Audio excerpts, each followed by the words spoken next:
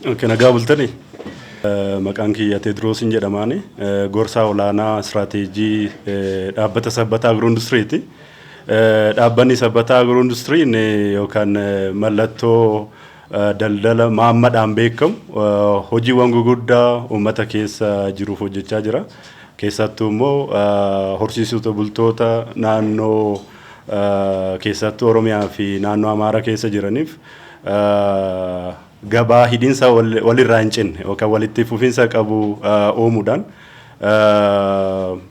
qotee bultoota yookaan horsiisee bultoota 200,000 ol ta'aniif gabaa walitti fufiinsa qabu uumaa jira. Isarra darbee immoo walumaa galatti hojjettoota naannuma kana keessaa ba'aniif naannoo 400 ol ta'aniif hojii uumuudhaan beekama. Isarra darbee rabsitoota oomisha keenya akkuma biyyaatti geggeessaa jiraniif naannoo 1,000 ta'an ol hojii uumuudhaan hojiiwwan gurguddaa hojjechaa jira. Egaa walumaa galatti uummata yookaan lammiilee 250,000 ol ta'aniif hojii idilee uumuudhaan hojjechaa jira. Isarra darbee akkuma seektaraatti rakkoowwan gurguddaa uummanni keenya qunnamaa jiruuf akka furmaatatti adeemaa jira. Keessattuu immoo maammaan jiraachuuf horsiisee bulaan yookaan qotee bulaan jiraachuu qaba jedhee amantii guddaa qaba.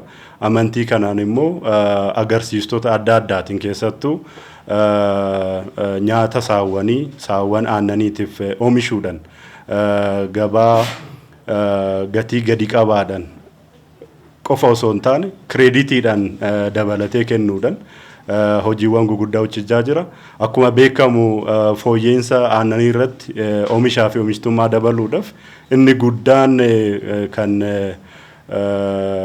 hojjetamaa jiru keessattuu sanyiiwwan fooyyee qaban sanyiiwwan aannanii dhiyeessuudhaaf hojiiwwan gurguddaa gidduu galaasitti uumnee hojjechaa jirra. Kanarra darbee akkuma sila kaa'aa ture uummata keessaa ba'ameefis uummatittumatti deebisuu waan barbaachisuuf tajaajilawwan akka manneen barnootaa, manneen fayyaa, buufata fayyaa, bishaan, tajaajila bishaanii fi elektiriikii waan akkasii kana raawwachuudhaan aantummaa uummataatis raawwachaa jirra. Egaa hojiiwwan gurguddaa kana waggoota 30 darbaniif raawwachaa jirra. Egaa hojiiwwan kanaan wal qabatee yeroo hojjennu immoo akkuma biizinasiitti sabbataa agiroo-industiriin yookaan maqaa daldala maammatiin beekamu kun kana dura biraandiiwwan adda addaatiin ni beekama.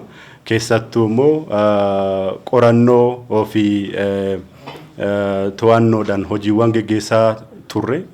Isarra darbee immoo fiidbaakota maamiltoota keenya irraa fudhannuun ka'umsa godhannee yeroo ammaa mallattoo daldala keenya yookaan immoo halluuwwan biraandii keenya jijjiiruun barbaachiseera.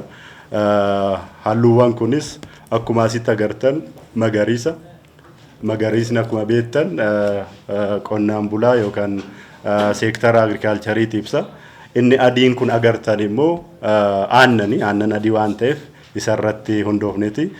Cuquliisni kun mallattuma sabbataa agiroo-industiriiti akkuma biraandii isaa asitti agartan. Kanaaf halluuwwan kanaan keessattuu mallattoo daldala keenya eegurraa kan ka'e maamiltoota keenyaaf iftummaadhaan oomisha keenya dhiyeessuurraan kan ka'e jijjiiruun barbaachiseera. Kanarratti dabalatee yeroo ammaa akka oomishtoota aannanii fi bu'aa aannaniitti dhaabbanni keenya sabbataa agiroo-industiriin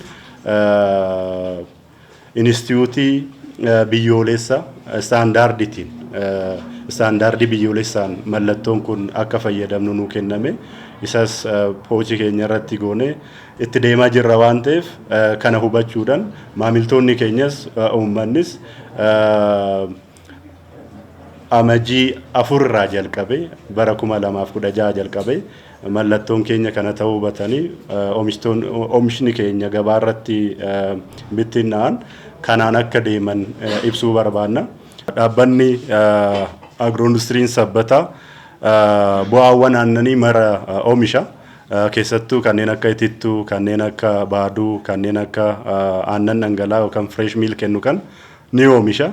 Isarra darbee seektarichi akkuma haala itti fufisa qabu akka biyyaattis rakkoowwan adda addaa waan jiraniif rakkoowwan kana immoo gama mootummaatiin qofa hiikamuun yookaan furamuu waan hin dandeenyeef nus akka dhaabbataatti social corporate responsibility keenya ba'uun nurra jira waan jedhuuf akka biizinasiitti odoo hin taane dhiyeessitoota keenya fayyaduuf keessattuu immoo production irratti hojjetamu malee aannan kun haala itti fufinsa qabuun waan akka biyyaatti itti deemuu hin danda'amneef keessattuu oomishaa fi oomishtummaa daraan dabaluu kan danda'an kanneen akka nyaata beelladaa fi sanyiiwwan immoo fooyyee qaban asuma giddugala keenya irratti oomishuudhaan dhiyeessitoota keenyaaf haala gabaa yookaan gatii gaarii ta'een dhiyeessuun karooraan akka itti deemaa jirru akka tarsiimotti qabannee itti deemaa jirra jechaadha.